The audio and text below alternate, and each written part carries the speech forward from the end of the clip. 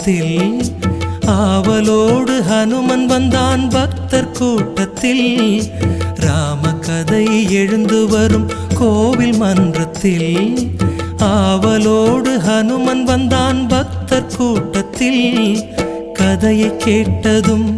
அவன் மகிழ்ச்சி கொள்கிறான் ராமநாமத்தால் ஹனுமன் பணிவு கொள்கிறான் கதையை கேட்டதும் அவன் மகிழ்ச்சி கொள்கிறான் ராமநாமத்தால் ஹனுமன் பணிவு கொள்கிறான் ராமகதை எழுந்து வரும் கோவில் மன்றத்தில் ஆவலோடு ஹனுமன் வந்தான் பக்தர் கூட்டத்தில்